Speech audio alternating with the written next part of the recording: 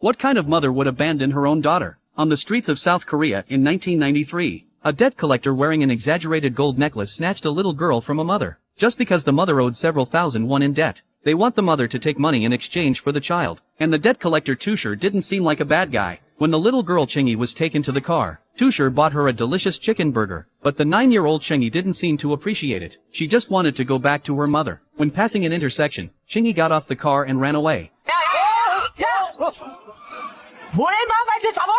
She quickly got rid of Tushar with her familiarity with the streets. Soon after, Chingy's mother was to be deported due to illegal stay. In the last moments of returning to the country, she asked Tushar to help take care of her daughter, and promised that her daughter's uncle would come to pick her up soon, and repay the money owed to him. Tushar had to agree to it in order to get the money. At this time, Chingy had already fled home, but she didn't see her mother. She opened the refrigerator and took out the only milk and rice balls. She sat on the sofa crying and eating expired food. At this time, she seemed like a small tree destroyed by wind and rain. No one knew what she was thinking. The next morning, she took out her accumulated pocket money, and packed her luggage backpack. Then she wrote, "I'm going to find my mother," on the whiteboard. Then she walked out of the house alone, but she searched every street corner she was familiar with and couldn't find her mother. After dark, she wandered alone on the deserted street. But a homeless man on the roadside found her. The homeless man tried to approach her with ill intentions. Chingy didn't fall for the homeless man's feeding, but the homeless man hugged her and tried to take her away by force. At this critical moment, Tushar, who was looking for Chingy, appeared. He rushed up and taught the homeless man a lesson, perhaps because she was afraid that Chingy would take the initiative to hold his hand.